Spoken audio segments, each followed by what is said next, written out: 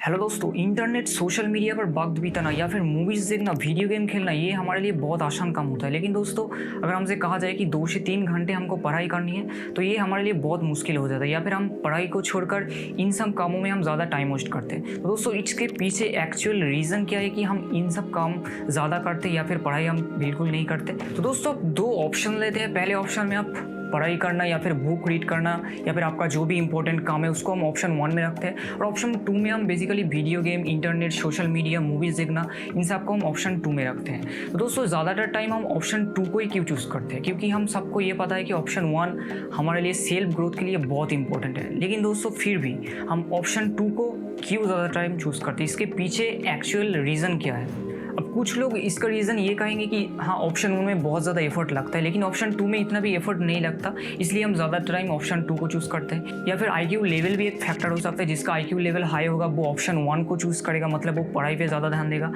और social media, internet, इन सब कामों से दूर रहेगा। लेकिन दोस्तों, ये आईक्यू लेवल या फिर एफर्ट मेन रीज़न नहीं है। दोस्तों, इसके पीछे रिस्पॉन्सिबल है एक न्यूरोट्रांसमीटर जिसका नाम है डोपामिन। डोपामिन बेसिकली एक न्यूरोट्रांसमीटर होता है। हमारे ब्रेन के अंदर जो नर्व सेल या फिर जो न्यूरॉन्स होती है वो डोपामिन को रिलीज करता है, और एक न्यूरॉन डोपामिन के थ्रू दूसरे न्यूरॉन के साथ क्या करता है? सिग्नल भेजता है, दूसरे न्यूरॉन को सिग्नल भेजता है, और इसलिए दोस्तों इसको केमिकल मैसेंजर भी कहा जाता है। डोपामिन का यूपैक नेम होता है 4,2-एमिनो इथाइल बेंजीन 1,2-डायोल, और इसका जो केमिकल फॉर्मूला होता है वो होता है C8H11NO2। तो अब बात ये आती है कि डोपामिन इतना ज़्यादा इंपॉर्टेंट क्यों है? क्योंकि आप लाइफ में अगर सेल्फ डिसिप्लिन को अगर बिल्ड करना चाहते हो तो डोपामिन एक बहुत इंपॉर्टेंट रोल यहाँ पर प्ले करता है। 1910 में डोपामिन को पहली बार सिंथेसिस किया गया था George Berger and James Evans के द्वारा वेलकम लेबोरेटरी में, जो है लंदन में। इसके बाद 1957 में डोपामिन को ह्यूमन ब्रेन में पहली बार आइडेंटिफाई किया गया था कैथरीन मोंटेगी के द्वारा, और इसके ठीक 1 साल बाद 1958 में आर्विन कार्लसन एंड N.A. हिलर्प ने मिलकर ये प्रूव किया था कि ये जो डोपामिन है ये एक न्यूरोट्रांसमीटर है। ये स्वीडन में नेशनल हार्ट इंस्टीट्यूट में इन दोनों ने मिलकर ये डिस्कवरी किया था। इस डिस्कवरी के लिए 2000 में आर्विन कार्लसन को नोबेल प्राइज से भी सम्मानित किया गया था। तो अब बात ये आती है कि डोपामिन इतना इंपॉर्टेंट क्यों है? क्योंकि हम जब भी किसी काम को परफॉर्म करते हैं उसमें डोपामिन रिलीज होता है। डिपेंडिंग अपॉन द एक्टिविटी ये जो डोपामिन है वो कम भी रिलीज हो सकता है या फिर ज़्यादा भी रिलीज होता है। फॉर एग्जाम्पल, हम जब मूवीज़ देखते हैं या फिर पढ़ाई करते हैं या फिर जो वीडियो गेम खेलते हैं, इस सभी कामों में क्या होता है कि डोपामिन रिलीज होता है। लेकिन जब हम मूवीज़ देखते हैं या फिर जो गेम खेलते हैं हम लोग, सोशल मीडिया, इंटरनेट, इन सब कामों में डोपामिन बहुत ज़्यादा रिलीज़ होता है। लेकिन दूसरी बात हम बात करें तो पढ़ाई करना या फिर बुक रीड करना, मेडिटेट करना, इन सब कामों में डोपामिन बहुत कम रिलीज होता है। जब हमें किसी काम में इमीडिएट रिवॉर्ड मिलता है तो उस काम में डोपामिन, हमारे ब्रेन में डोपामिन बहुत ज़्यादा रिलीज होता है। किसी काम में अगर डोपामिन बहुत ज़्यादा रिलीज होता है तो उस काम को करने का जो मोटिवेशन है वो बहुत ज़्यादा हाई हो जाता है। लेकिन दोस्तों, अगर बात किया जाए तो कुछ काम में अगर डोपामिन बहुत कम रिलीज होता है तो क्या होगा? वो काम करने का जो मोटिवेशन है वो बहुत लो हो जाएगा।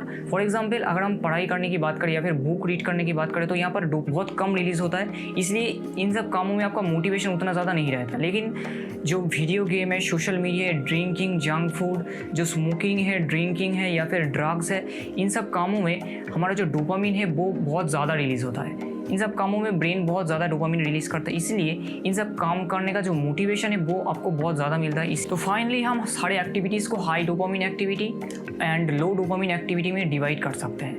हाई डोपामिन एक्टिविटी मीन्स वो सारे काम जहाँ पर डोपामिन बहुत ज़्यादा रिलीज़ होता है, और डोपामिन बहुत ज़्यादा रिलीज़ होगा इसका मतलब उस काम करने का जो मोटिवेशन है उसमें आपको मोटिवेशन ज़्यादा मिलेगा।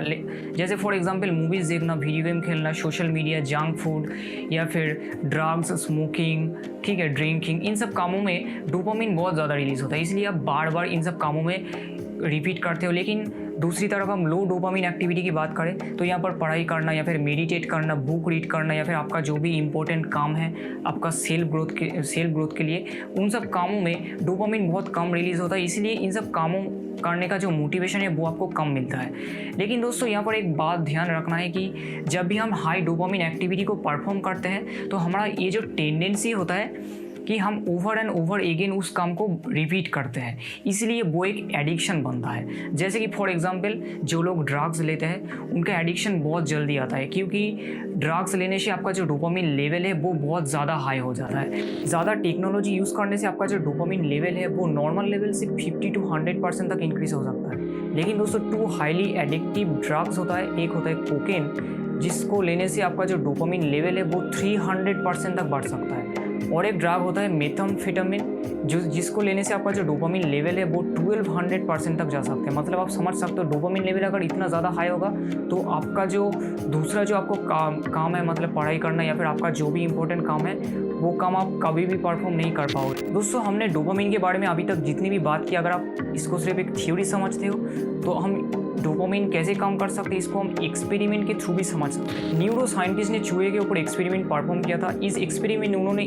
चूहे के ब्रेन के साथ एक इलेक्ट्रोड को कनेक्ट किया था, और इस एक्सपेरिमेंट में चूहे को लीवर को पुल करना था। जब भी वो लीवर को पुल करता था तो उसके ब्रेन से डोपामिन रिलीज होता था, और सारा टाइम खाना पीना छोड़कर वो सिर्फ लीवर को पुल करने में ही बिजी रहता था। दूसरी बार न्यूरो साइंटिस्ट ने ठीक इसका उल्टा किया, चूहे के ब्रेन से डोपामिन रिलीज होना बिल्कुल बंद कर दिया। इसलिए उस चूहे का जो मोटिवेशन था किसी भी काम करने का वो बिल्कुल ख़त्म हो गया। मतलब उनके सामने अगर आप खाना भी रख दो तब भी वो नहीं खाते थे। मतलब जब तक आप मुंह में खाना डालकर नहीं दोगे वो खाना बिल्कुल नहीं खाते थे। मतलब कुछ काम करने का जो मोटिवेशन है वो बिल्कुल ख़त्म हो गया था।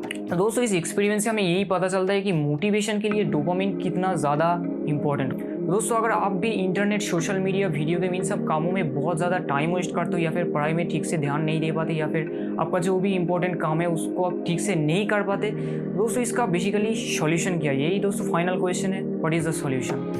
तो दोस्तों इसका बेसिकली सॉल्यूशन यही है कि आपको लो डोपामिन वर्क पहले करना है, उसके बाद हाई डोपामिन वर्क। मतलब अगर आप 5 या फिर 4 से 5 घंटे अगर आप पढ़ाई करते हो तो उसके बाद आप 1 घंटे या फिर 30 मिनट तक आप गेम खेल सकते हो या फिर मूवीज़ देख सकते हो। लेकिन अगर आप ये सोचते हो कि आप 30 मिनट मूवीज़ देखोगे या फिर गेम खेलकर आप पढ़ने जाओगे तो ये पॉसिबल नहीं होगा, क्योंकि आपने पहले ही हाई डोपामिन वर्क कर लिया। इसलिए उस काम में आपका ज़्यादा मोटिवेशन है तो पढ़ाई पे आपका मोटिवेशन नहीं आएगा, क्योंकि ये लो डोपामिन वर्क है। तो दोस्तों बेसिकली आपको यही करना है कि आप सारे दिन में जो भी एक्टिविटी करते हो उसको आप high dopamine and low dopamine activity में डिवाइड कर लो। उसके बाद आप लो डोपामिन जितनी भी एक्टिविटीज़ है उसको आप पहले करो, और उसके बाद अपने आप को आप रिवॉर्ड के तौर पर ये दे सकते हो कि आप हाई डोपामिन वर्क कर सकते हो। ठीक है, क्योंकि आप जानते हो हमारा ब्रेन जब भी रिवॉर्ड रिसीव करता है तभी वो डोपामिन रिलीज़ करता है। ठीक है, तो अपने आप 4 से 5 घंटे पढ़ाई करो या फिर अपने जो भी इंपॉर्टेंट काम है उसको आप पहले कर लो, उसके बाद आप हाई डोपामिन वर्क कर सकते हो। लेकिन पहले हाई डोपामिन वर्क करोगे कभी भी आप लो डोपामिन वर्क ठीक से नहीं कर पाओगे। तो दोस्तों ये बेसिकली आपको भी ये पहले से ही पता है, लेकिन थियोरेटिकली अगर आप समझते हो चीज़ों को तो ये बहुत ही आसान हो जाता है इसको मतलब समझना। तो दोस्तों इस वीडियो को यहीं पर एंड करते हैं। अगर आप इस वीडियो से नया कुछ सीखते हो तो अपने दोस्तों के साथ ज़रूर शेयर करना। दोस्तों मिलते हैं आपसे नेक्स्ट वीडियो में।